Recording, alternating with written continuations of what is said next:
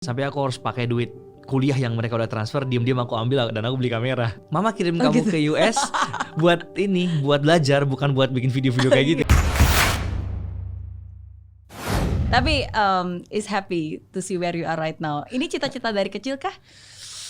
Sulit bilang seperti itu sih. Aku cita-citanya pengen jadi astronot. Oh. Pas dari kecil. Kenapa? Nggak tahu, kayak aku kalau ngelihat luar angkasa kayak nggak tahu sih, mungkin dari kecil jiwa aku tuh pengen yang kayak anti mainstream. Oke. Jadi kayak melihat astronot tuh kayak something yang wow gitu kan. Tapi setelah itu pas kecil banget ya, pas kecil banget. Tiba-tiba udah SD, SMP, aku tuh berubah lagi, pengen jadi pilot. Oh, agak mirip sih, Agak sama-sama mirip ya, terbang sama-sama ke angkasa. terbang ya. Tapi setelah itu aku pakai kacamata dan lain sebagainya, dan aku merasa kayaknya pilot udah bukan deh. Jadi akhirnya ganti lagi. Waktu itu kayak udah pengen jadi programmer karena melihat uncleku yang di US. Oh. Dia itu programmer. Iya, dia dari pokoknya dia kuliah, dia SMA di Malang, kemudian dia pindah ke Seattle. Makanya kenapa aku di Seattle sih? Oh, karena kamu juga lahirnya di Malang. Aku lahir di Malang, bener. Tapi Padahal aku papa mama orang Makassar. Papa orang Malang, mama Makassar. Oke. Tuh, jadi aku ngelihat nih uncleku yang udah kayak puluhan tahun lah udah tinggal di US, dan bahkan dia lepas warga negara Indonesianya, saking udah nyamannya di sana kan. Jadi aku melihat dia sebagai, oh kayaknya aku mau jadi dia aja deh, nggak pusing gitu kan.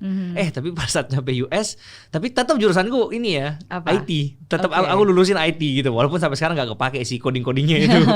Cuman ya gitu, setelah aku udah jalani, ya memang aku bukan bisa di situ areanya gitu. Dan waktu itu sebenarnya bikin YouTube-nya karena gabut, Miss. Jadi aku punya banyak waktu luang. 3 bulan nih setelah aku mendarat di US, aku punya waktu luang. Dan dalam 3 bulan ini aku bener-bener yang kayak have fun banget, nonton Netflix, buang waktunya untuk hal-hal yang gak berguna gitu kan. Akhirnya aku harus bikin something nih. Nah, karena kebetulan aku memang suka ngomong, ya udahlah, aku mulai nge-record, bikin YouTube. Iseng awalnya kayak gitu. Jadi sebenarnya terlahirnya dulu pas lagi justru di US. Di US pertama kali aku bikin YouTube. YouTube dan konten-kontennya. Betul, justru di US. Dan akhirnya aku mikir kayak, karena aku di US nih, ini kan something yang bisa jadi pembeda antara aku sama konten kreator Indonesia. Makanya lah timbullah reaksi orang luar negeri. Karena aku doang nih yang bisa kumpulin orang luar negeri, gitu-gitu. Jadi aku memang manfaatkan momen itu juga. Vlog-vlog di US. Iya, iya. Gitu. Dan juga mereview. Aku sempat lihat yang kamu pertama kali makan KFC di Amerika. Ayamnya nggak enak banget. Iya, sama konten Anas review itulah. Konten-konten seperti itu ya. Oke. Ya tapi menarik sih. Sometimes kan people curious ya, pengen tahu seperti apa sih. Dan namanya juga YouTube. Sometimes yang lebih diminati oleh orang itu the authenticity kan. Betul. Jadi yang sebenarnya yang keadaan sehari-hari gitu, bukan yang bagus editannya, yang cut edit, tapi ya udah yang nyatanya seperti apa yang dilihat, yang dirasa, yang dikomentarin. Betul. Semakin relate sama orang, semakin bisa viral videonya. Iya. Gitu. Iya. Oke. Jadi bukan cita-cita awal, tapi akhirnya hidupnya membawa sekarang kamu di tempat ini. Tapi memang kalau jiwanya memang udah entrepreneur banget dari aku kecil.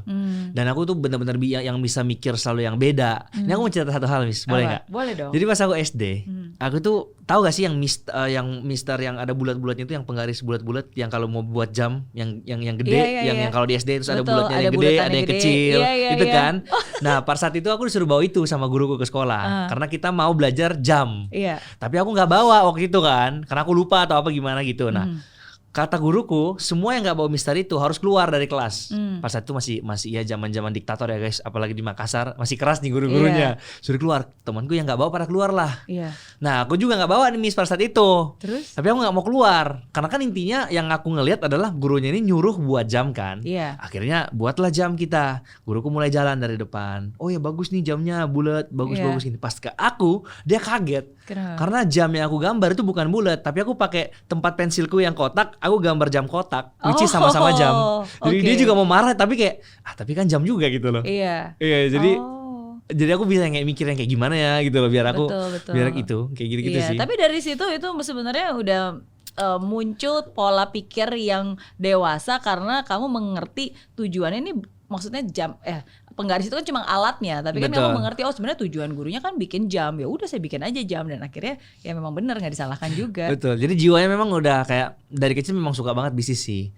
Dan keluargaku kan juga backgroundnya bisnis semua. Jadi makanya sekarang tetap relate-nya sama itu sih. Jadi aku sekarang makanya juga mau bikin bisnis gitu-gitu. Oke. Kan keluarga udah sangat mapan nih di Makassar. Iya bisa dibilang seperti itulah. Di Makassar benar Iya, kan? di Makassar. Kamu lahirnya Di lahirnya di Malang, Malang, tapi besarnya Di Makassar. di Makassar, terus baru abis itu ke US. Ya, oke. Nah, tapi terus biasanya kalau pengusaha pasti pengen anaknya juga jadi pengusaha. Betul. Terus sekarang kamu menjadi YouTuber itu orang tua setuju atau enggak? Awalnya nggak setuju sih, karena kan di tahun 2017 itu YouTube itu kayak nggak kayak dipandang sebelah mata lah sama orang-orang. Jadi pada saat itu bener-bener aku izin sama mama papa mau beli kamera nggak diizinin, sampai aku harus pakai duit kuliah yang mereka udah transfer, diam-diam aku ambil dan aku beli kamera. Wow. Setelah aku udah beli kamera baru aku ngomong, ini udah gak bisa di-refund, padahal bisa. Kayak gitu lah. Karena bagi mereka kan itu pikir distraction kan. Kan tujuan kamu ke US kan untuk kuliah, apalagi Betul. kan mahal biaya tinggal di sana, biaya kuliah di sana. Betul. Itu yang mereka ngomong, mama kirim kamu ke US buat buat belajar, bukan buat bikin video-video kayak gitu. Itu yang mereka ngomong beneran pada saat itu. Iya. Tapi ya sekarang udah ada hasil dan mereka merasa kayak wah ini malah bisa mempermudah lah jalanku mau ke bisnis, mau ke mana-mana. Sekarang kan udah jauh lebih enak, punya koneksi yang luas dan lain sebagainya. Jadi mereka juga melihat dari sisi sananya sih, yang ke koneksinya ini. Di sampingnya memang duitnya juga ada gitu loh. Oke. Berarti kamu kapan nih balik ke Indo? Berapa tahun kamu di US dan kapan balik ke Indo? Aku udah 6 tahun di US dan baru balik belum nyampe 3 bulan. Oh, oke. Berarti sebenarnya semua konten-konten yang selama ini diupload yang banyak yang jutaan view itu sebenarnya dari US. Mostly itu dilakukan di US. Betul. Oke. Dan semua timku di Indonesia dan kita sistemnya kirim Google Drive dan semuanya online 100%. Wow, luar biasa. Even sampai sekarang. Remote. Karena timku di Makassar sebenarnya ini, Miss. Okay. Jadi aku buatin kantor mereka masuk kantor seperti biasa, ngedit, dan aku kan di Jakarta posisinya. Iya. Jadi semua podcast aku kirim lewat Google Drive juga, karena memang kita udah terbiasa sistemnya online. Oke. Jadi emang sebelum COVID pun kita udah online. Iya. Udah terbiasa online aja. Oke. Tapi kayak yang nge-shoot kamera. Aku sendiri.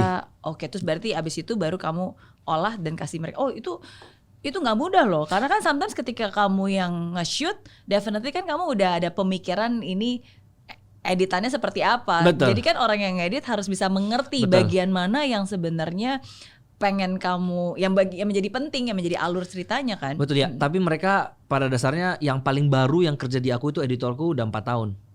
Jadi kita chemistry-nya udah dapat banget by the way. Oke. Jadi memang awal-awal sih agak berat ya. Yeah. Karena kan aku memang start YouTube ini 2 tahun awal tuh sendiri.